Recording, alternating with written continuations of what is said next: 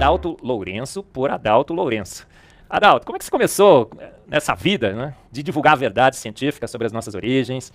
Como você começou escrevendo seus livros? Nós vamos comentar sobre eles. Conta um pouquinho do Adalto.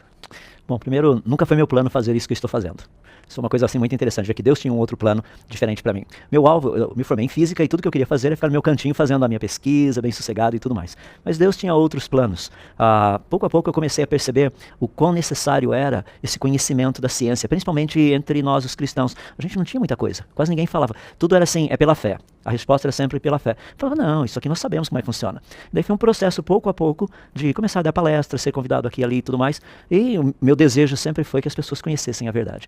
Então Deus foi colocando essas coisas todas juntas. E o resultado aí vieram os livros e coisas e tais. Aí foi praticamente essa a ideia. Não foi nada assim planejado, tá, a princípio. Mas deixa eu colocar um ponto aí. Foi totalmente planejado pelo Senhor Deus. Tá? Não foi aleatório. Eu hoje olho para trás e vejo como Deus foi assim metódico em seguir passo a passo do plano que ele tinha para atingir os objetivos especiais que ele também tinha. Então foi mais ou menos assim. Ô Adalto, e conta aí para nós, que ideia é essa de escapar para os Estados Unidos? O que é que você está fazendo por lá, homem de Deus? Olha, parte do meu trabalho de pesquisa aqui no Brasil foi voltado para a área assim, mais com empresas. Então eu dependo muito de empresas para o meu trabalho, para poder ter o dinheiro suficiente para botar comida na mesa.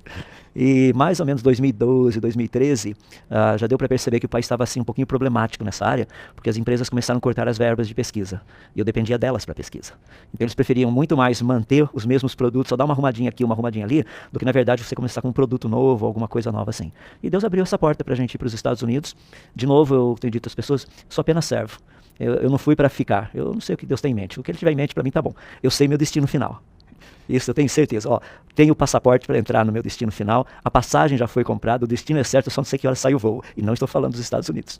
Tá? Eu acho que eu vou pedir pro Lucas colocar aqui o e-mail do Adalto, o WhatsApp do Adalto, para vocês mandarem umas mensagens assim, volta, Adalto, tá bom, gente? Brincadeira, a gente não vai colocar não, Adalto. Mas, pessoal, vocês que estão nos escutando, né? O Brasil precisa do Adalto aqui, não? Quem sabe, né, Adalto? Eu tenho orado por isso, tá? Que Deus te traga de volta pro nosso país. Mas olha, Adalto, fica quietinho, ele não vai falar nada, ele tá dizendo que ele quer voltar sim, gente. Olha, Adalto, hoje nós temos um programa muito, muito especial. A gente vai falar sobre um assunto incrível. Será que o caos gerou o universo que nós vemos? Olha, a gente está mostrando aqui, né, na nossa TV, esse modelo que os naturalistas gostam muito de propagar por aí. Eles dizem que há uns 13,7 bilhões de anos atrás não existia nada. Não tinha matéria, não tinha energia, não tinha espaço, não tinha tempo. Tinha nada então, né? Então o nada pegou nada para nada por nada e bum, do nada fez o tudo. Construiu as galáxias, os planetas, os asteroides, os cometas, as estrelas e tudo mais.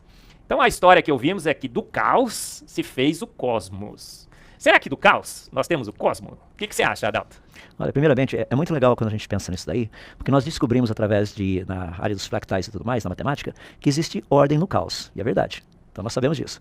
Mas o caos que é proposto aqui pela teoria do Big Bang jamais teria produzido a complexidade e os graus de complexidade que nós encontramos no universo. Sejam eles em estrelas, sistemas solares, estruturas galácticas, seja o que for. É muita organização para um sistema caótico ter produzido. Isso porque nós conhecemos as leis da natureza, os processos naturais, jamais isso teria acontecido. Ou seja, a origem de tudo isso não pode ser o caos, certeza. Diz que uma grande explosão formou uma nuvem gasosa em expansão. Essa explosão, entre aspas, né, que a gente... alguns dizem que não é uma explosão, mas o nada, de repente, pum, liberando toda a matéria do universo, deve ter feito um barulho, né? Olha, eu fico pensando, quando a gente trata do Big Bang, e eu fui adepto ao Big Bang por muitos anos, eu tinha esse posicionamento evolucionista teísta, que eu abandonei há quase 30 anos atrás, porque não leva a lugar nenhum. Algo que foi muito interessante para mim ali, ao estudar o Big Bang, é que as pessoas sempre diziam o seguinte: você acredita então que o negócio foi criado pronto? Eu falei, sim, mas como esse negócio teria sido criado pronto? Fala, olha, quer ver? Se nós pegarmos o Big Bang, tá? Tem um período ali chamado período inflacionário. É praticamente ali aquele pedacinho do tempo Planck. 10 elevado a menos 43 segundos. Nesse tamanho de tempo assim, infinitamente pequeno, o universo teria que ter saído do tamanho de um próton e ter chegado praticamente do tamanho da nossa galáxia, 100 mil anos-luz de diâmetro o negócio. Isso no tempo de 10 elevado a menos 43. Se você fizer a continha, você vai perceber que radiação eletromagnética ali dentro teria que ter literalmente expandido a uma velocidade de 10 elevado a 60 km por segundo. 10 elevado a 60. Nem o teu pensamento é tão rápido. Ou seja, como explicar um negócio desse jeito? Ou seja, isso parece mágica. E dizem, né, Adalto, que essa primeira explosão, o máximo que ela poderia ter produzido é uma nuvem gasosa em expansão, de hidrogênio e hélio. Mas a gente olha para o universo, como nós estamos vendo aqui, né? Esse universo é magnífico. Tem estrelas coloridas, de tudo quanto é cor. Tem estrela azul, amarela e tudo. Eu até brinco nas minhas palestras, né, Adalto? Só não tem estrela verde. Você sabe por que não tem estrela verde, Adalto? Rapaz, vamos lá. Porque o Palmeiras não tem mundial, né, Adalto? É uma brincadeira com os palmeirenses. Nem corintiano eu sou, né? Eu torço pela Ponte Preta querida, a mais amada do Brasil. Não sei que time que você torce, né, Adalto? Eu sou um bom santista. Santista, né? Olha lá. Você é de Santos. E um universo magnífico, magnífico. Galáxias, planetas, o sistema solar extremamente organizado. E você trouxe aqui sua apresentação, Sim. né? Eu que vou passar para você primeiro, agora fica contigo. Eu quero fazer uma pergunta para você. Outro dia eu tive até um debate sobre isso, né? O pessoal disse que eu não entendo de gravidade. Os ateus, o Francisco Quilmento, meu amigo hoje, disse o seguinte: a gravidade de Eberlin. Ele não entende. Gravidade de Eberlin. E você acha que gravidade formaria as estrelas? São 2 trilhões de galáxias, o último número que eu tenho. Você deve ter até números mais atualizados. 100 bilhões de estrelas, aproximadamente, em cada uma dessas galáxias, de 2 trilhões. Eu digo que a gente nem sabe contar quantas estrelas tem. A Bíblia diz que elas são incontáveis mesmo. Aí, eu te faço essa pergunta: do caos ao cosmo, será que uma nuvem gasosa em expansão tem forças nesse universo? Tem processos? Daria para formar esses trilhões e trilhões e trilhões de estrelas? O que você acha, Adalto? Olha, a resposta é um não afirmativo. O que vocês estão vendo aqui é o Sol. Tá? E nós temos uma sonda em volta do Sol, a Parker, tem feito um trabalho espetacular nos ajudando a entender um pouquinho mais a respeito dessa estrela próxima da gente. Primeiro que quando você tem gases no espaço, a tendência deles é de dissipar. Não é de, literalmente, passar por um processo de compactação. Principalmente uma compactação tal que produzisse algo como uma estrela. Isso não faz sentido. Quando nós pegamos, por exemplo, o Sol, que transforma cerca de 4 milhões de toneladas de matéria em energia por segundo, você vê um negócio gigantesco como esse, o campo gravitacional que ele possui, como ele consegue manter um grupo de planetas ao seu redor, se bem que ele tem a maior massa, entende? Quando a gente compara com todo o sistema solar, mas tem o menor momento de inércia. É meio complicado a coisa, sabe? Tem algumas coisas assim que não batem. Então, quando nós olhamos isso, respondendo a pergunta, seria um milagre nós encontrarmos uma estrela funcional no universo. Isso seria um milagre, seria algo assim que qualquer cientista ficaria impressionado. Agora, o número de estrelas no universo atual, tem uma discussão a respeito disso, mas o mínimo é certeza que seria 3 vezes mais do que o número de grãos de areia de todas as praias e todos os desertos. Agora, para e pensa, achar uma única estrela funcional já seria algo impressionante. Achar um número como esse de estrelas funcionais seria mais ou menos assim. Imagina que nós saíssemos por aí e encontrássemos um carro, um único carro. Como será que esse carro teria vindo à existência? Entende? Com todas as suas partes, funcionando assim, mecanicamente, com uma precisão incrível. O negócio funciona. Você liga o motor, ele vai, anda, muda a marcha, freio, todos esses negócios. Então a gente poderia até imaginar que um carro teria sido fruto do acaso. Seria difícil acreditar, pela complexidade dele e tudo mais. Agora, quando você pensa uma frota de veículos, dizer que todos eles surgiram por acaso, o que eu estou dizendo é o seguinte: quando nós olhamos o universo, você vê uma quantidade absurda de estrelas perfeitamente funcionais. A gente pega, por exemplo, o Sol, as características que o Sol tem, porque ele é a nossa estrela. Se ele fosse pouquinha coisa diferente, não teria vida por aqui. E mudando assim pequenos fatores, não daria para falar de todos eles aqui, mas só, por exemplo, se você mudar um pouquinho a temperatura, já era. Se você mudar a frequência de luz específica que ele emite, já era. Ou seja, é muito específico. Daí as pessoas chegam e falam assim: mas é por isso que vida existe. Eu falo assim: isso é muito estranho. Muito estranho. Porque você está dizendo que a vida é o resultado de um negócio perfeito. Entende? Então a gente vai ter que tomar um segundo passo a respeito disso, perguntar de onde vem então esse negócio perfeito que conseguiu produzir vida nesse planeta. O Sol é incrível mesmo, né, Adalto? Eu falo nas minhas palestras, aprendendo um pouco com você, assisto as suas para falar um pouco sobre física com um pouco mais de propriedade. Estudo bastante sobre cosmologia, porque o universo é magnífico. E o Sol, algumas coisas que eu estou me lembrando aqui, quero perguntar para você. Tem estrelas que contraem, expandem, tem estrelas que explodem e tudo mais. O Sol é uma estrela muito nervosa, ou ela é calma, ou ela vai ser estável por muitos anos? É uma das características que o Sol tem, que realmente parece que ele foi ajustado, finamente ajustado para a vida. Eu vou deixar um pouquinho como lição de casa isso daí, tá? Porque eu gosto de fazer isso. O Sol tem um ciclo. Tem uma época que ele, por exemplo, num determinado ano, ele começa a aparentar muitas explosões solares. Então você percebe esses pequenas coisinhas que estão acontecendo aqui. Daí ele fica muito agitado, muito turbulento. Daí ele vai se acalmando, acalmando, acalmando, e praticamente o que você está vendo aqui desaparece. Daí pouco a pouco começa a aparecer de novo, mais e mais, e volta de novo. Deixa para você fazer uma pesquisa. Quantos anos isso demora? Tá, é bem legal, dá uma olhadinha, são poucos anos, tá? Não são décadas ou centenas de anos, milhares de anos, nada disso, não, é bem rapidinho. Então o Sol é uma estrela que aparentemente ela tem um ciclo muito bonito, tá? E a gente conhece bem esse ciclo, estamos estudando esse ciclo, mas ela tem algumas características que são muito interessantes, porque ela, como uma estrela, de uma forma assim geral, ela possui características muito peculiares com respeito à vida do nosso planeta. Isso é fascinante. Mas como estrela, ela produz um montão de coisas que também são prejudiciais para a gente. Por isso que o planeta Terra tem que ter uma outra estrutura para eliminar esses prejudiciais que vêm, essas coisas prejudiciais que vêm do Sol. Então o Sol é um negócio assim fascinante. Muita gente olha para o Sol e fala assim, nossa cara, que legal, né? Quanto tempo o Sol tem? Então muita gente fala aí 4,6 bilhões de anos, coisas desse jeito. E daí a pergunta que muitas pessoas falam é o seguinte, e o Sol, será que ele um dia vai explodir, vai acontecer alguma coisa? Então o pessoal fala, ele está na metade da vida dele, então tem mais uns 4,6, 5 bilhões de anos aí pela frente. O negócio é que em 1987 nós vimos a explosão de uma estrela, Sandulik, que era uma gigante azul e que não deveria ter explodido. Ou seja, na verdade, nós não sabemos quanto tempo a nossa estrela ainda tem pela frente. Mas que ela é fascinante, sem dúvida ela é. Ela é quase perfeita, né, Quase. Adalto? Quase perfeita. Porque ela tem essas explosões aí e o Sol emite o vento solar. E se o vento solar batesse na Terra, a vida estaria eliminada, não é assim? Então parece que é um conjunto muito bem ajustado. Fala sobre esse vento solar e essa proteção que o nosso planeta tem. Esse vento solar são partículas praticamente que saem do Sol e vêm na nossa direção. E quando elas batem na Terra, nós temos um campo magnético espetacular que nos protege de tudo isso. Só que esse campo magnético, se você olhar o planeta aqui, você vai perceber que as linhas desse campo magnético, elas têm lá Polo Norte, Polo Sul. Vou deixar a lição de casa também para saber se elas vão do Polo Sul para o Polo Norte ou do Polo Norte para o Polo Sul. Mais uma coisinha para você pensar. Mas no Polo Norte e no Polo Sul, existe a possibilidade dessas partículas que estão vindo do Sol entrar. Quando elas entram e batem com os gases da nossa atmosfera, produzem a aurora boreal e a aurora austral. Então você vê essas luzes magníficas nessas extremidades lá, tanto do norte quanto do sul. Dependendo da intensidade da explosão, as partículas entram com tal velocidade e com tanta energia, vou colocar energia de uma forma geral, que, por exemplo, a aurora boreal e a aurora austral, você conseguiria ver, no nosso caso, daria para ver até no Uruguai, Rio Grande do Sul, dependendo da intensidade das explosões que acontecem lá. Então é um negócio assim bem interessante. O Sol é uma máquina fascinante para produzir isso. Mas tem um planeta que é finamente ajustado para funcionar diante de uma estrela que produz o que é necessário para a vida existir, mas que também produz toneladas de coisas que acabariam com a vida. Daí a gente fica perguntando, rapaz, como será que pode isso?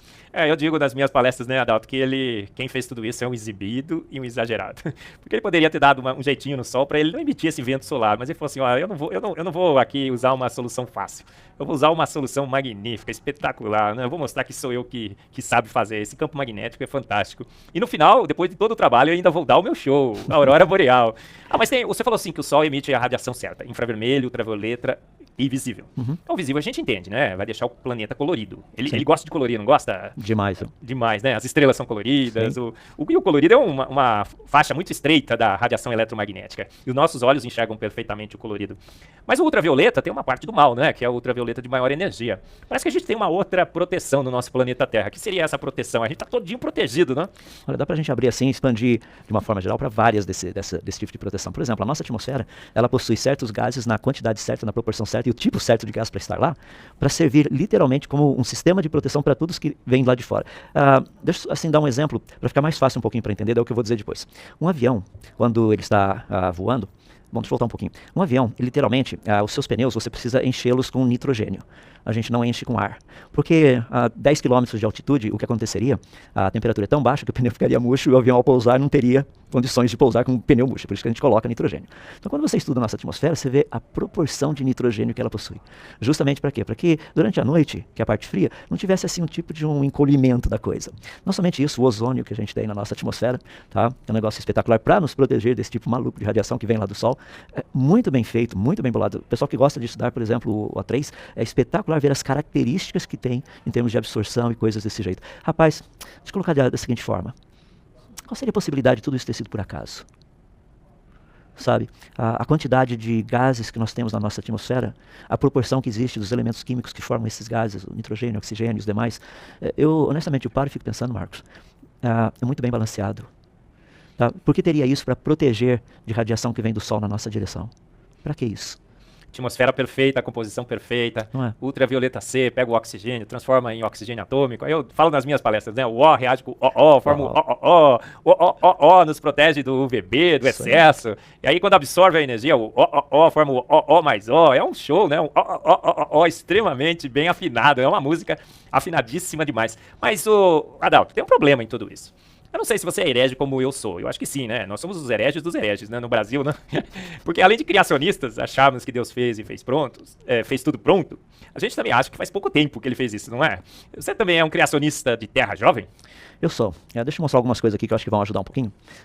Aqui nós temos um pouquinho da Via Láctea, dá pra gente ver um pouquinho lá em cima, que você tem um pouquinho do planeta Terra. Então, quando nós olhamos o universo de uma forma geral, a pergunta sempre que nós temos é o seguinte: qual teria sido a idade dele? Então, tem várias coisas que nós olhamos que são muito legais. Então, aqui você está vendo um pouquinho da Via Láctea, um pouquinho da quantidade de estrelas que nós temos no universo. Aqui são um pedacinho. Incontáveis. Incontáveis. Agora, imagine que cada um desses pontinhos que estão aqui, literalmente, seria algo parecido com o Sol ou ainda maior do que o Sol. Uma quantidade absurda. E esses pontinhos todos aí, literalmente, são agrupados em galáxias e estruturas galácticas. Então vamos pegar parte para a resposta. Galáxias, elas estão girando. Tá? Então nós sabemos as forças, o movimento de rotação delas, então nós sabemos quais forças estão agindo. Seria mais ou menos como aqueles negocinhos que a gente usa para irrigar jardim, que fica lá girando. Tá? Então você vê a água espalhando, você vai perceber que tem uma certa similaridade com aquilo. Agora imagina um negócio como esse, que a gente conhece a velocidade, tendo essa estrutura ainda organizada depois de bilhões de anos. Rapaz, não faz sentido. Não tem como. Porque se o negócio era organizado no começo, faz pouco tempo que ele está girando, porque ainda não deu tempo de se desorganizar. Tá? Isso é um fator muito importante. E se no começo ele não era organizado, ou seja, uma estrutura meio maluca, não teria virado isso nesses últimos 13,8 bilhões de anos que o pessoal tem proposto. Deixa eu colocar assim de uma forma bem simples. Quer ver? Liçãozinha de casa de novo para o pessoal. Vale a pena. Olha que legal. Calcule a massa do Sol. Tá? Isso aí a gente encontra, dá uma olhadinha lá na Wikipedia, alguma coisa assim. A massa do Sol. Vê quanto disso seria hidrogênio. Tá? Daí você vai fazer o seguinte. Vê quantos átomos de hidrogênio, portanto, existem no Sol. No espaço, a média de mais ou menos 3 a 4 átomos de hidrogênio por metro cúbico. Tenta imaginar quantos metros cúbicos seriam necessários para ter todo o hidrogênio necessário só para uma estrela. Rapaz, é um absurdo a coisa. Então, quando nós olhamos estruturas como essa, o que nós entendemos, até o que a ciência consegue explicar, que são estruturas prontas que estão se desfazendo. Mas como elas possuem uma estrutura muito, muito bem ajustada ainda, deve ter sido pouco tempo. Deixa eu me ilustrar com uma coisinha, acho que vai ficar mais fácil.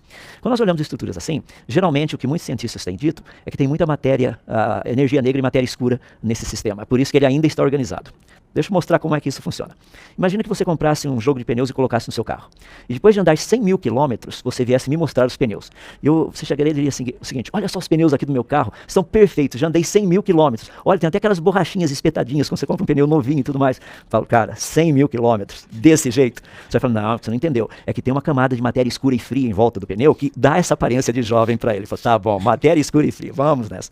Olha, o universo, quando o pessoal diz que apenas 4% dele, 23%, desculpe, de uma forma, voltando um pouquinho, 4% dele seria matéria bariônica e o resto é matéria escura e fria, energia negra e tudo mais. Eu não estou dizendo que isso não exista, mas o que isso tem sido utilizado é só para promover uma idade prolongada do universo. Eu brinco, né? A matéria escura é o Saci Pererê da ciência, né? Todo mundo sabe que existe, mas ninguém nunca viu, não é, Hidalgo? Eu comento com o pessoal que parece que a gente não tem muito assim, nós não descobrimos a diferença entre energia negra e magia negra, sabe? A gente precisa melhorar um pouquinho ali nesses dois. O Chesterton disse isso, né? O grande filósofo, eu sou fã do Chesterton, ele disse assim, quem não crê em Deus... Ele disse de uma forma diferente, mas foi o Pondé que parafraseou. Ele disse assim, quem não crê em Deus, crê num monte de bobagens. Matéria escura, energia escura, nessa camada protetora de pneu. Mas tem um paradoxo aí, né? Eu acho que quem defende um universo antigo e uma terra antiga, chegaria assim para você, Adalto, falaria assim, Adalto, você é físico, você conhece a velocidade da luz, você conhece o tamanho do universo, você sabe que tem galáxias a uma distância aí, em anos-luz, de bilhões e bilhões e bilhões de anos. Como é que você cria no universo e numa terra, os dois jovens? Você crê que o universo é jovem também? Sim, creio. Universo e terra jovem, a minha oposição. Como é que você cria no universo jovem se a luz demoraria bilhões e bilhões de anos para chegar aqui? Isso faz sentido? Esse é um exemplo que a gente tem. Tá? É uma galáxia muito interessante, a GN Z11 ou 11Z, depende de como o pessoal tem colocado aí. Vamos colocar da seguinte forma. Imagina que eu pudesse voltar 60 anos atrás. Eu estou com 62 anos. Imagina que eu pudesse te levar de volta ao passado. Então, se você pudesse me ver há 10 anos atrás, eu teria 52 anos. Se você pudesse me ver há 20 anos atrás, eu teria 42 e assim por diante. Até chegar a 60 anos atrás, eu teria 2 anos de idade. Então, quanto mais no passado você voltasse, mais jovem você deveria me ver. Tá? Isso assim seria bem básico. O universo... no universo nós temos condição de fazer isso. Porque quando eu vou olhando em direção ao passado, vou olhando o universo, eu estou vendo como ele era e não como ele é. Deixa eu dar um exemplo. Se eu ligasse para um amigo meu que morasse lá no Japão agora, ligasse para ele e falasse assim, o sol está brilhando agora? A resposta que ele me daria, se ele é cientista, ele diria o seguinte, eu não sei. Você fala, mas como você não sabe? Só ir lá fora e dar uma olhadinha. Eu falo, não, eu estou aqui fora. E o sol não está brilhando? Não, ele está brilhando. É que nós não vemos a luz do sol como ele é agora. Essa luz do sol demora 8 minutos e 19 segundos para chegar até aqui. Então, quando eu olho para o sol, eu estou vendo como ele teria sido há 8 minutos e 17 segundos atrás. Isso é muito legal, sabe por quê? Porque quanto mais distante eu olhar, eu teria condição de ver como o universo era no início. Então, se eu estiver a bilhões de anos-luz de distância, essa luz vendo até aqui, chegando até aqui, iria me mostrar como ele teria sido há bilhões de anos atrás. Por exemplo, essa galáxia, assim, deixou todo mundo surpreso, sabe por quê? Porque é uma galáxia completa, complexa, perfeitamente funcional no início do universo. Eu acho legal porque o pessoal diz assim, olha, o fato de uma galáxia tão massiva ter existido logo depois que as primeiras estrelas começaram a se formar é um desafio para alguns modelos teóricos atuais de formação de galáxias. Rapaz, é um problema, realmente. Sabe por quê? No início não teria galáxias prontas, mas isso cria um problema. Se no início elas já estavam prontas, como é que hoje ainda nós vemos galáxias? Porque se há bilhões de anos atrás elas já eram maduras, hoje elas já deveriam ter morrido. É o problema de se ficar o bicho come, se correr o bicho pega. Não é assim, Adalto? Olha só, se a galáxia fosse muito antiga, e 3 bilhões já estaria desfeita, né? E se fosse jovem, não estaria assim como a gente está vendo. Tem água, inclusive, tem elementos mais pesados. Fala um pouco mais. Como é que a gente sabe que ela é uma galáxia antiga no universo jovem? Deixa eu aproveitar, tem esse exemplo e tem mais um exemplo aqui, que dá pra gente trabalhar um pouquinho, só apertar aqui, tá? Nós encontramos tipos de radiação vindo de pontos muito distantes para cá, como no caso esse aqui, ultravioleta, que ela não seria possível simplesmente com alguns elementos químicos básicos na estrela ou mesmo ao redor, ali naquele ponto da galáxia. Ou seja, essa energia tem que passar, vai ser refeita em outras formas para chegar para a gente ver aqui no formato de ultravioleta. O problema é que no universo, logo no seu início, não deveria ter isso. A mesma coisa que nós já encontramos, por exemplo, água no início do universo. Deixa eu pegar a água, que vai ser um exemplo mais fácil, mas isso aqui vai ser um pouquinho mais complicado. Então deixa eu ficar com a água. A água era formada de 2 átomos de hidrogênio e 1 átomo de oxigênio. Pergunta, já tinha oxigênio logo no início? Porque precisa. Então as pessoas falam, não, mas para o oxigênio ter se formado, então tem que ter aquele processo de fusão nuclear nas estrelas e tal lá, então hidrogênio vira hélio, e o processo todo. Daí tem aquele ciclo conhecido como CNO, carbono, nitrogênio, oxigênio. Daí ali assim, daí começa a formar oxigênio. Bom, mas o oxigênio estaria dentro da estrela, não do lado de fora. E dentro da estrela você não teria água. Então a estrela teria que explodir para que o oxigênio estivesse lá dentro, pudesse sair, e daí juntamente com os átomos de hidrogênio formar as moléculas de água. O problema é que a gente tem achado água numa quantidade tão absurda que, rapaz, precisaria quase que a galáxia inteira explodir para ter essa quantidade de água no início do universo. É muito interessante porque o artigo foi publicado em 2002 falando isso, diz o seguinte, que essa é mais uma evidência de que água se encontra espalhada no universo desde os seus primórdios. Isso aí não parece Gênesis capítulo 1, verso 2? Porque Gênesis 1, 2, ali nos é dito que o Espírito de Deus pairava por sobre as águas. Ele está falando logo no início do universo. Então a Bíblia diz que no início do universo havia água. Bacana. Vamos olhar para lá. Pessoal, vocês têm também disponível uma grande palestra do professor Adalto Lourenço. Nós tivemos aqui no ano passado, novembro, ali no Trip Meliá, Rua Maranhão, um congresso incrível, 31 palestras dos mais diferentes especialistas nas mais diferentes áreas. E o Adalto deu uma palestra fantástica sobre o universo, falou dessa galáxia aqui, falou de vários outros exemplos. Tem um exemplo lá que você falou da Roma Antiga. Fala um pouquinho qual a analogia da Roma Antiga com essas galáxias? A analogia foi uma pesquisa que foi feita por um grupo de pesquisadores. Eles descobriram elementos numa galáxia que não deveriam estar lá. Então o exemplo que eles deram foi mais ou menos o seguinte. Imagina você na cidade de Roma fazendo uma pesquisa arqueológica. Então começa a cavar. Depois de cavar muito, desce lá quase 10 metros de profundidade, você encontra resquícios da Roma Antiga. Tá? E de repente você começa a escavar um pouquinho mais e fala, que legal, isso aqui era Roma de 2000 anos atrás. Você acha um baú naquela Roma de 2000 anos atrás, e a hora que você abre o baú tá cheio de notas de euro. Você fala, peraí. Algo errado que não está certo, né, Adalto? O que esse pessoal tem descoberto são coisas assim, mais ou menos como essa. Dá uma olhadinha aqui. Isso são galáxias prontas, maduras, tá? Isso aqui tem sido com o pessoal de pesquisa aqui no Chile, com o ALMA. Tem 2 linhas aqui bem interessantes. Essa de baixo aqui é que é proposta pelo modelo Big Bang. Tá? Ou seja, isso é o predito. Não deveríamos encontrar galáxias maduras no início do universo. A linha de cima é o que nós temos encontrado. Só galáxias maduras no início do universo. Isso faz sentido, porque a segunda lei da termodinâmica nos diz claramente que, com o passar do tempo, a tendência de qualquer sistema é ir do organizado para o desorganizado. Ou seja, se nós pudéssemos voltar um certo período de tempo no passado, nós encontraríamos um universo mais organizado do que ele é hoje. E se dali nós pudéssemos voltar um pouco mais no passado, isso é segundo a segunda lei da termodinâmica. Isso daí não é crença, é uma lei. Então você vai voltando, vai chegar uma hora que o universo vai ser perfeito. Então, pessoal, assista a palestra do Adalto no segundo TDI Brasil, no canal da TDI Brasil. O Lucas vai colocar aqui o link para você acessar. Várias evidências, né, de que o universo foi feito pronto por um ser de extrema inteligência. Mas aí, o pessoal vai falar assim, mas o que é isso que foi feito pronto? E a gente vai ler em Gênesis 1, 2 e 3, tem uma palavra lá que é o Yom, né? E o pessoal fala assim, é óbvio que esse Yom aqui é do hebraico, quando você interpreta, são eras. A própria Bíblia está falando que não faz pouco tempo, que foram milhões e milhões de anos. Porque para Deus, um dia seriam 1000 anos um dia, olha só, e toda essa história. Você tem um livro, né, de Gênesis 1 e 2. Para você, Adalto, Yom é dia ou seriam eras? O mundo foi feito, pronto, por um Deus todo-poderoso em 6 dias literais?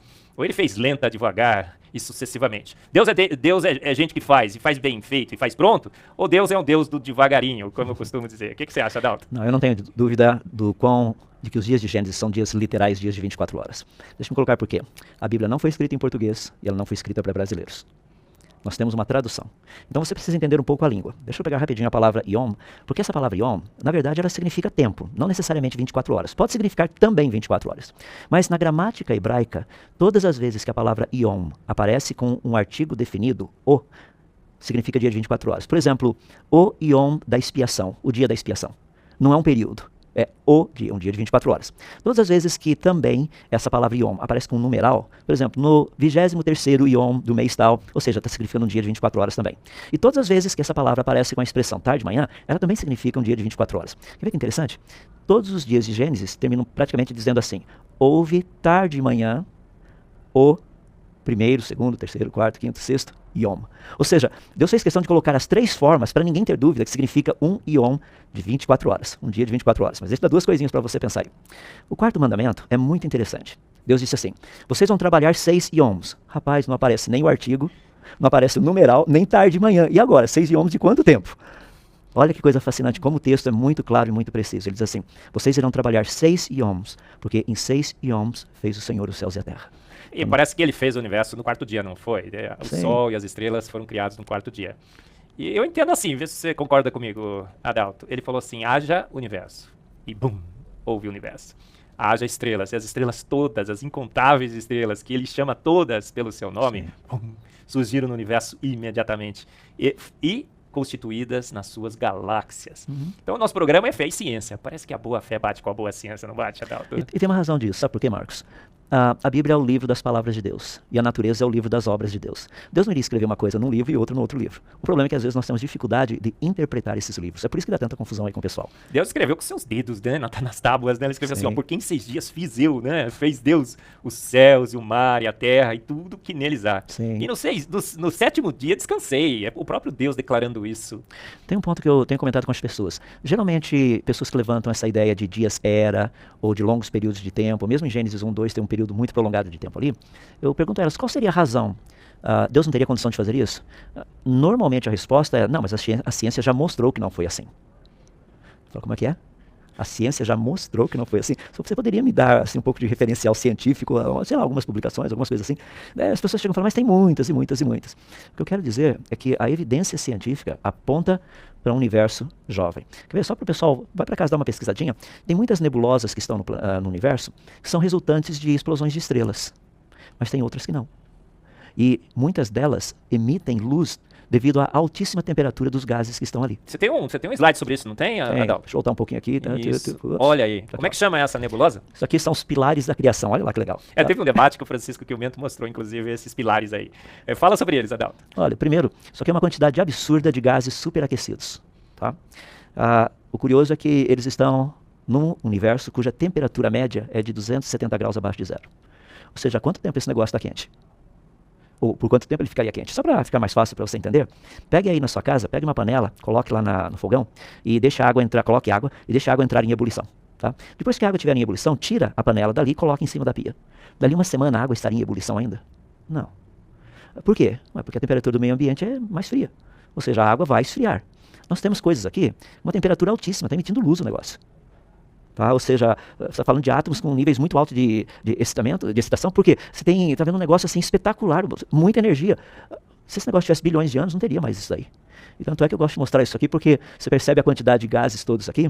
Olha que legal, se eu tirar um pouquinho, com o infravermelho dá para ver o que está por trás. Ops, desculpe.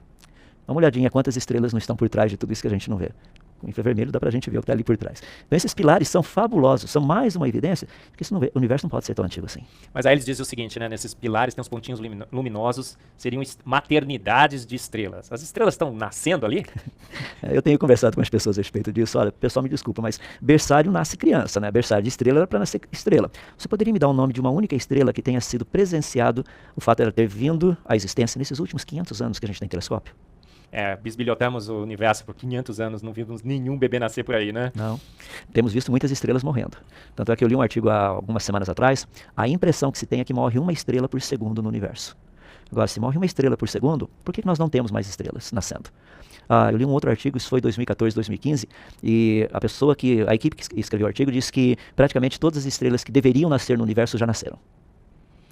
Olha, é incrível, mas vamos voltar ao tema do nosso bate-papo aqui, do caos ao cosmo, ou cosmos, como alguns costumam chamar. A gente vai nesse caos que deveria ser produzido, a gente vê um sistema solar. E nesse sistema solar tem o Sol, tem a Terra, tem os outros planetas. Tá caótico mesmo aquele sistema? Ou será que funciona como alguns fazem uma analogia, né? Professor Adalto, como um relógio, com uma sincronia absoluta? Há evidências de que uma grande explosão formou um sistema solar? Ou a gente encontra algumas coisas um pouco estranhas nesse sistema? Você como físico, cosmologia, que você gosta bastante, o que você diria? Olha, deixa eu começar dando um exemplo assim bem básico, tá? O planeta Terra é praticamente o único planeta que tem todos os elementos químicos da tabela periódica, os normais que a gente encontraria em qualquer lugar por aí, tá? Por que Marte não tem? Por que Vênus não tem? Por que só a Terra tem? Só brincando um pouquinho, não são todos eles farinha do mesmo saco? Ué, era para ter a mesma quantidade.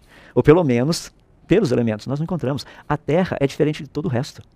Você, por exemplo, a sonda americana, o robozinho americano que pousou lá semana passada, tá? Vai ser fascinante ver o trabalho dele. Principalmente porque o lugar onde ele está, a cratera onde ele pousou, parece realmente ter sido no passado ter um delta de um rio, alguma coisa assim. Então eles estão à procura de vida, ou pelo menos alguma coisa que mostre que vida teria existido no passado lá.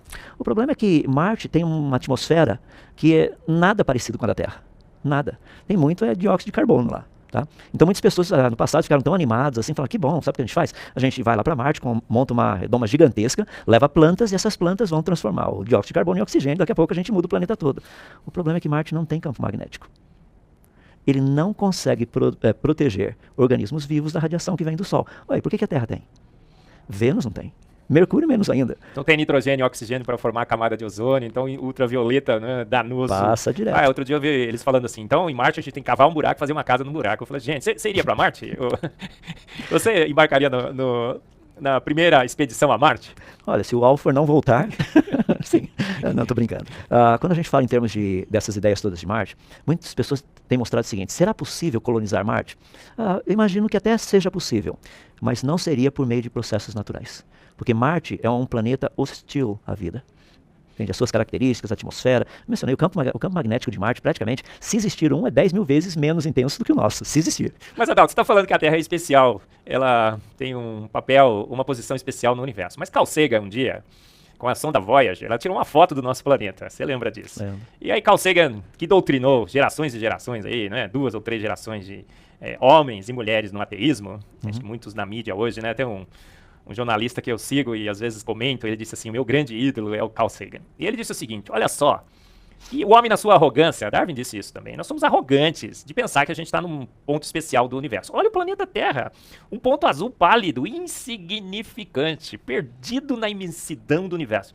Carl Sagan fala que é um ponto pálido, azul, insignificante, perdido na imensidão do universo. Professor Adalto Lourenço, você concorda com Carl Sagan? Você ousaria desafiá-lo? Eu ousaria sim. Quer ver? Por que a nossa atmosfera é transparente? Se ela não fosse transparente, nós não conseguiríamos ver o lado de fora. Por que o Sol e esse sistema belíssimo de planetas encontram-se entre 2 braços da nossa galáxia, o que nos permite ver o que está em cima e o que está embaixo?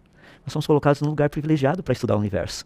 Nós temos uma atmosfera privilegiada para estudarmos o universo. O nosso planeta, ele está na distância correta da nossa estrela, para que vida possa existir. Nós temos planetas ao nosso redor, por exemplo, o planeta Júpiter é um aspirador de pó no sistema solar. Os que lembram aí do cometa Schumacher-Levi, há alguns anos atrás, produzindo aquelas marcas no planeta Júpiter. Ou seja, ele tem um campo gravitacional gigantesco, ele atrai coisas a si mesmo.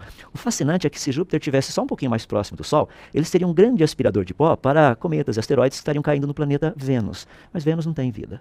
Se ele tivesse um pouquinho mais distante a sua órbita, ele serviria como um grande aspirador de pó para cometas, meteoros, asteroides que estariam caindo no planeta Marte. Mas Marte não tem vida. Por que esse planeta serve como um grande aspirador de pó para o nosso planeta?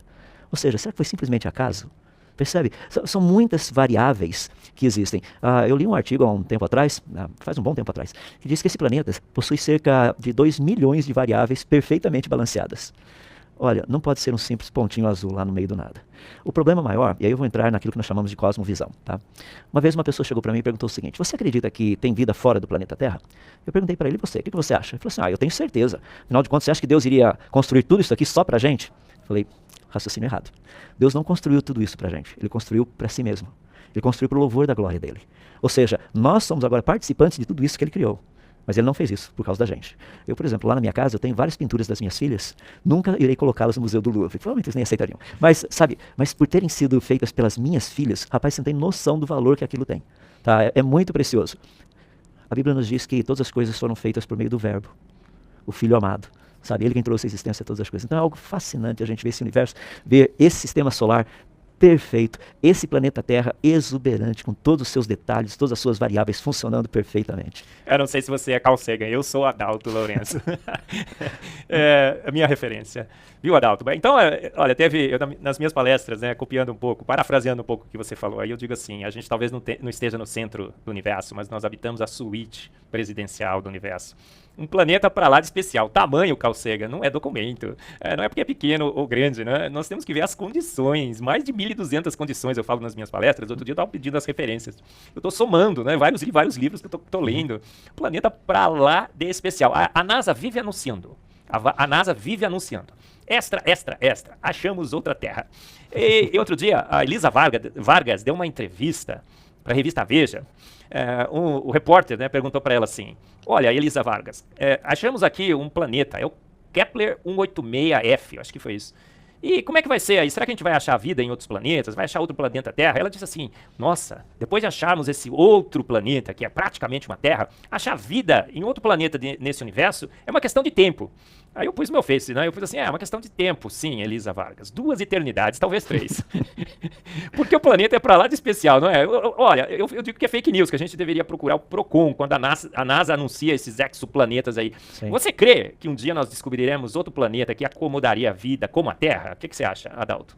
Olha, Marcos, essa é uma pergunta muito interessante. A impressão que eu tenho, sua impressão, tá, é que a resposta é não. Deixa eu colocar o porquê eu penso nisso. Imagina que vida inteligente tenha surgido em algum outro lugar no universo. Eles teriam descoberto as mesmas leis que nós descobrimos aqui. Talvez os nomes sejam diferentes, mas eles descobriram as mesmas coisas. Eles descobriram que para você mandar sinais de radiação, ondas de rádio, para comunicação, no espaço interestelar e no espaço intergaláctico, são certas frequências específicas. Não é qualquer coisa que funciona. O rádio tem que estar certinho na estação correta. Bom, se tem vida inteligente lá, se tivesse vida inteligente lá fora, eles teriam descoberto essas coisas. E se isso tivesse ocorrido há muito tempo atrás, o sinal já teria chegado até aqui. E nós já teríamos ouvido isso. Ou seja, até o presente momento, nós não recebemos nenhum sinal vindo de fora que mostre, no caso, a existência de vida inteligente. Você fala: mas a gente não sabe. Claro que sabe, a gente sabe onde procurar. Por exemplo, se eu falar para você: por favor, regule o seu rádio aí para tal estação. Qual a frequência dela? Não vou falar a frequência aqui para não pegar nenhuma rádio específica, tá? Mas você vira lá certinho, é aquela rádio. É assim que funciona. Se você quiser a frequência de ET, a gente sabe, é só pegar lá e dar uma olhadinha. Então, a nossa questão, o ponto principal, é o seguinte: será que existe vida biológica além do planeta Terra? Ou seja, será que existem planetas que teriam condição de sustentar vida biologicamente, como nós conhecemos aqui? Pela quantidade de variáveis perfeitamente balanceadas necessárias para que vida possa existir, a probabilidade é tão pequena, mas tão pequena, que nos leva a crer que nós somos os únicos no universo. Tem um livro que ele fala sobre, acho que o livro Planeta Privilegiado. Correto, né? Sim. E outros livros, mesmo de pessoas que não defendem o design inteligente ou o criacionismo. E alguns cálculos já foram feitos e esgota os recursos probabilísticos do universo. Correto. O limite de... tem um limite probabilístico que diz que qualquer processo que tenha uma probabilidade menor que 1 em 10 elevado a 50, né? Uhum. Você consideraria não só improvável, mas totalmente impossível. Uhum. Então, essa história, né, que nós vamos encontrar vidas em outros planetas como o planeta Terra, é estatisticamente impossível. Sim. Então é fake news, gente. A gente tem um planeta pra lá de especial. Eu imagino que Carl Sagan, ele não teve a oportunidade de ver muito daquilo que ele falou se tornando realidade, através do que o Hubble tem descoberto.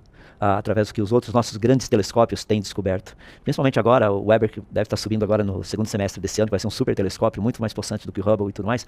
O que nós vamos aprender, o que nós vamos descobrir. Porque, na verdade, o que nós descobrimos é que o universo ele é um local totalmente contra a vida e não a favor da vida. Por isso que o planeta Terra é tão especial.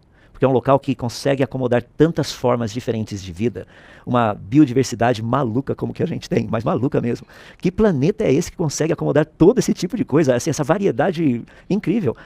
Ou seja, tem que ter sido muito bem planejado para poder sustentar tudo isso. Não é um simples ponto azul.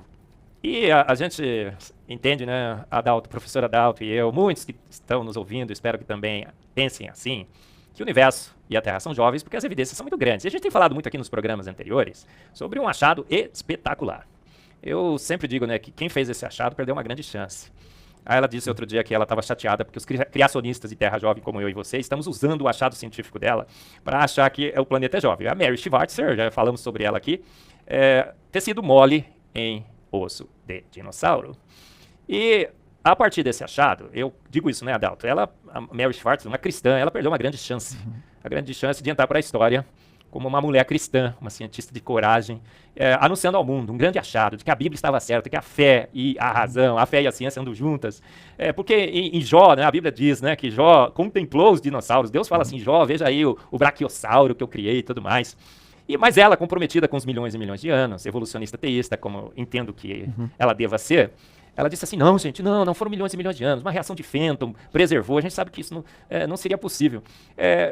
Você também ficou como eu, extremamente confortado na sua crença numa Terra jovem, num universo jovem, com mais essa grande descoberta científica de que dinossauros foram extintos há poucos anos atrás, não milhões e milhões de anos, que tecido mole é realmente uma evidência claríssima, que não só o universo é jovem, mas a vida nesse planeta também é muito jovem. Comenta um pouco sobre esse achado espetacular. O que você acha disso, do que eu falei, das implicações de tudo isso? Não, sem dúvida. Quando nós olhamos para coisas assim, sempre a pergunta que me vem à mente é a seguinte, por que as pessoas perderam a capacidade de ver o óbvio?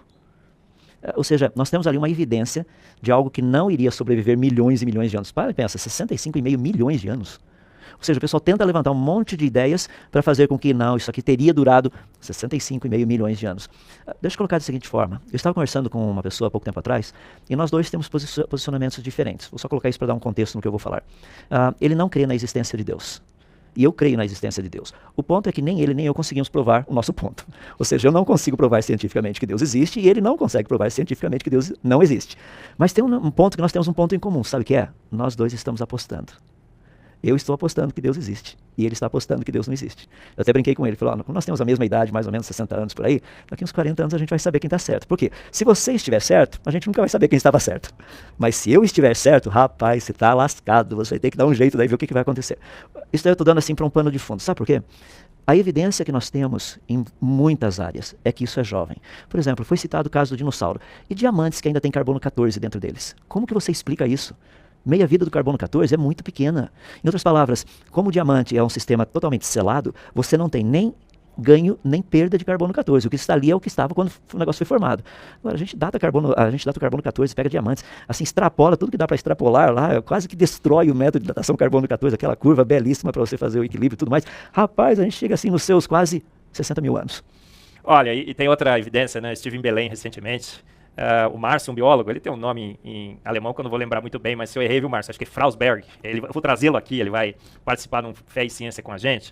Ele mostrou a evidência que todas as camadas sedimentares do registro fóssil já foram encontrados em todas as camadas do registro fóssil animais com tecidos mole. Não só tecidos mole, mas não só colágeno, células sanguíneas, mais de 14 diferentes tipos de moléculas, mas de DNA. Rogério Aventura esteve aqui com a gente, falou assim, gente, 40 anos aqui em São Paulo, umas ossadas, tinha DNA já destruído. São 65 milhões de anos, 65. E tecido mole e material orgânico em todas as camadas sedimentares. Parece que essas camadas sedimentares foram todas produzidas num grande evento nesse planeta. Que evento seria esse? Tem gente que acha que esse evento até, inclusive, foi meio localizado, né? Eu digo que Deus não criaria diques. Fala um pouco, você é como eu, outro herege que crê no dilúvio? Olha, eu não somente creio, como tenho estudado isso já há uns 20 anos. Deixa eu colocar uma coisa bem simples. Eu tenho muitas pessoas que chegam para mim e falam assim, você acredita que o dilúvio foi global? Não teria esse dilúvio sido só local? Eu falei, rapaz, se o dilúvio for local, eu vou abandonar a Bíblia e vou fazer outra coisa. Porque um Deus que pede para um cidadão construir um barco daquele tamanho, para colocar pássaro lá dentro, para um dilúvio local, misericórdia, esse Deus não é digno da minha confiança, esse Deus não conhece nada, não sabe nada. Pode parar com isso. E tem uma expressão muito interessante, quer ver, quando a gente pensa em termos de dilúvio? Olha que coisa bonita. Noé soltou uma pomba. A pombinha saiu voando. Quanto que uma pomba voa durante o dia? Ela voa em média 1.000 quilômetros. É bem normal uma pomba fazer isso. Então vamos imaginar que a pomba que não é soltou, ela tivesse viajado 300 quilômetros e voltado. Isso daí daria 600 quilômetros, tá? Então vamos pegar ali a Arca, na região do Ararat. Vamos colocar a Arca, a região do Ararat, e faz um círculo de mais ou menos 300 quilômetros em volta. Daí a pergunta que nós temos é a seguinte: quantas montanhas estão dentro desse círculo de 300 quilômetros? Você vai achar mais ou menos umas 6 ou 7. Qual é a altitude dessas montanhas em relação ao nível do mar? 3.600, 3.700 metros acima do nível do mar. Você fala, rapaz, a pombinha não achou nenhum lugar para pousar? Daí você pega uma outra área da ciência, que a gente usa as chamadas curvas ipsográficas, para você saber quanto de superfície ainda existe acima do nível do mar. Por exemplo, 100 metros acima do nível do mar. Quanto de superfície tem? 1.000 metros. Rapaz, quando você chega a 3.600 metros, só tem topinho de montanha. Ou seja, a pombinha não achou lugar para pousar? Percebe? Por que Deus fez questão de colocar na sua palavra que a pombinha foi e voltou? Para que ninguém tivesse dúvida que o dilúvio foi global. Agora comenta umas pessoas, rapaz, você acabou de citar aí a questão de fósseis, a maior parte dos fósseis que nós temos são de rochas sedimentares. Como é que você explica isso? Um negócio absurdo. Não somente isso, se você pegar, por exemplo, densidades desses tipos diferentes de fósseis, por exemplo, pega a densidade de um peixe dentro d'água, a densidade de um anfíbio dentro d'água, a densidade de um réptil dentro d'água, ou de um mamífero dentro d'água, ou até mesmo a densidade de uma ave dentro d'água. Eu brinco com o pessoal ali do empuxo, né? Você pega, vamos supor, rapidinho, é mais fácil você carregar uma vaca fora d'água ou uma vaca dentro d'água? É dentro d'água, é. Ou seja, a lei do empuxo mostra que o peso dela no fundo é menor. Tá? Agora, se nós pegarmos essas densidades todas que nós temos aí, olha que interessante. Se você tivesse um dilúvio global, tá? Peixe praticamente tem a mesma densidade da água. Se a densidade fosse maior, ele só afundaria. Se a densidade fosse menor, ele só flutuaria. Os anfíbios têm uma densidade um pouco menor do que a densidade dos peixes dentro d'água. E réptil tem uma densidade menor do que a densidade de anfíbio dentro d'água. Mamíferos e aves têm densidades menores do que de répteis. Tá? Se você tivesse esse tipo de animais mortos, tá, no meio de muita água e muita lama, como você teria maré alta e maré baixa, você tinha na maré alta compressão de sedimentos, e na maré baixa você teria o contrário, teria diminuição dessa pressão e compressão de sedimentos. Em outras palavras, na maré baixa, o que tem densidade maior afunda. Na maré baixa, o que tem densidade menor sobe. Depois de algum tempo, qual seria a ordem? Peixes, anfíbios, répteis, mamíferos e aves. Ou seja, o que a gente está vendo é dilúvio, isso aí não foi evolução. E tecido mole em todas as camadas foram formados, né, esses depósitos, esse registro fóssil recentemente. Gente, infelizmente o nosso tempo está acabando. Foi um papo super legal, não foi? A gente poderia ficar falando horas e horas com o professor Adalto sobre dilúvio, tantos outros assuntos. Ele vai precisar voltar. Eu sei que você está querendo que ele volte, a gente vai convidá-lo outras vezes. Mas a gente precisa terminar o nosso programa, e eu queria terminar deixando o Adalto falar um pouco sobre os seus livros. Se você quer ouvir um pouco mais do professor Adalto Lourenço, você tem também essa oportunidade de assistir a palestra dele lá no nosso segundo TDI Brasil, no primeiro também, que você tem palestra. Adalto tem palestra para todos os cantos e todos os lugares que você entrar no YouTube. Ele tem agora um canal no YouTube que a gente vai estar colocando aí agora. Ele está gravando várias palestras. E tem os seus livros. Fala rapidamente aí, você tem 1 minuto para falar dos seus livros, Adalto. Como tudo começou, trabalha com o criacionismo científico. Por que o universo e a vida teriam sido criadas? As evidências científicas. Gênesis 1 e 2, a mão de Deus na criação, eu trato do criacionismo bíblico, mostrando o que um físico pensa a respeito desses 2 primeiros capítulos. A Igreja e o criacionismo trata dos 3 diferentes tipos de criacionismo, científico, religioso e bíblico. Como separar cada um deles? Tem mais um que eu escrevi chamado Os 10 mitos sobre o criacionismo. 10 áreas específicas, as pessoas dizem, o criacionismo é religião. Não é. O criacionismo é isso. Não é. Tem outro que eu escrevi para crianças chamado O Livro da Triste História da Evolução. Todo ilustrado em forma de rima para pais poderem ensinar para os seus filhos a verdadeira história da evolução. E o último deles é o Dilúvio em Gênesis, onde eu trato de toda essa narrativa bíblica do dilúvio, todos os detalhes de construção da arca, detalhes relacionados com outros relatos também falando do dilúvio em Gênesis, como colocar os animais na arca, espaço para tudo isso, de onde veio toda a água, para onde foi toda a água, como é que o planeta foi reconstruído depois, e a lista vai.